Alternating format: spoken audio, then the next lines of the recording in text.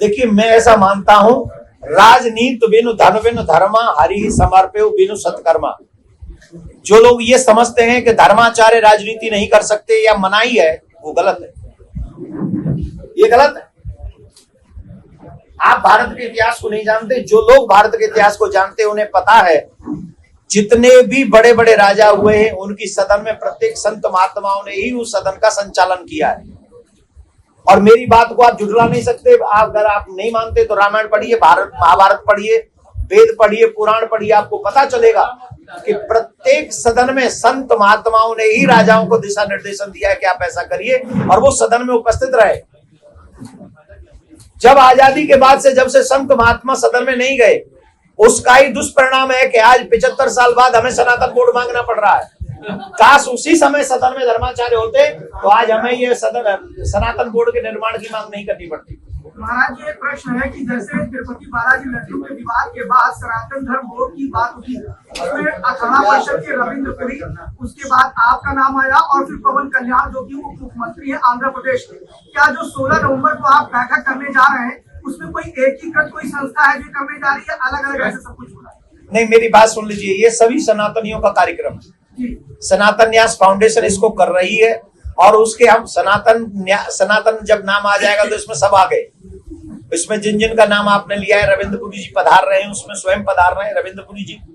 तो मैं आप सबसे एक निवेदन कर रहा हूं, ये जो 16 तारीख को सनातन धर्म संसद होने जा रही है, ये प्रत्येक सनातनी की जिम्मेदारी है और प्रत्येक सनातनी कर रहा है। उसे देवकी नंदन नहीं कर रहा, संत समाज नहीं कर रहा।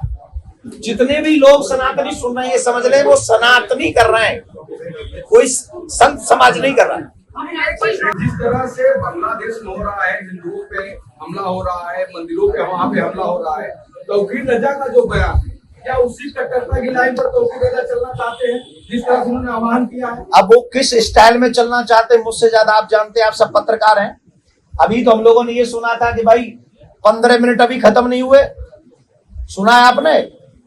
अब तो हम सनातनियों को देखना है कि 15 मिनट में खत्म होना है कि 5 मिनट में अपने आप को सेव करना है। मैं सेव संवैधानिक शब्द का इस्तेमाल कर रहा हूं। अगर किसी ने अपनी मां का दूध पिया है तो 15 मिनट को करके दिखाए। भारत के सनातनियों को डराए नहीं। हम लोगों ने चूड़ियां नहीं पहनी अभी। हम अपनी अंतिम सांस तक अपने सनातनियों को बचाने के लिए लड़ेंगे, अंतिम सांस तक लड़ेंगे। और हमें जो डराने का काम किया जा रहा ना, धमकी दे देकर, अभी उसी का बड़ा भाई बोल रहा था मैंने छोटे भाई को रोक के रखा है। माय डियर, आप सबके माध्यम से कहता हूं, चलो आ जाओ, खोल के दिखा दो एक दिन अपने छोटे भाई को खोल के दिखा दो, भेजो हमारे सामने या हमें बुला लो कहीं। ये डराने की बात मत करिए, संवैधानिक बात करिए। और संवैधानिक बात यह है कि अगर वक्फ बोर्ड इस देश में है, हम किसी से लड़ना नहीं चाहते, हम अपने आप को मिटने नहीं देना चाहते, हम अपने आप को सुरक्षित देखना चाहते हैं आने वाली पीढ़ी को। एंट्री हो गई, कैसे हो गई? नहीं, हम तो यही चाहेंगे कि अगर अखाड़ा परिषद ने कहा है तो कुंभ को संचालित करने का काम अखाड़ा परिषद का है, तो प्रत्येक भारतीय को उस अखाड़ा परिषद की बात को मानना चाहिए और उनके बताए हुए मार्ग पर चलना चाहिए। महाराज, ये सरवर चिश्ती है, वह भी तौहीद रजा के राह पे चलते हुए जहरीला बयान लगातार दे रहे हैं अजमेर शरीफ से, क्या कहेंगे महाराज? सियावर रामचंद्र की जय। यही कहेंगे, सिर्फ इतना कहेंगे, कुछ बादल गरजते हैं और कुछ बादल गरजते नहीं हैं, तो गरजना बंद करिए, शास्त्रीय संवैधानिक बातें करिए।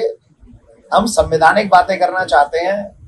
संविधान यह है कि आप अपना काम कीजिए और हमें अपना काम करने दीजिए, ठीक है ना? आप हमारे धर्म के आड़े मत आइए, हम आपके धर्म के आड़े नहीं आए।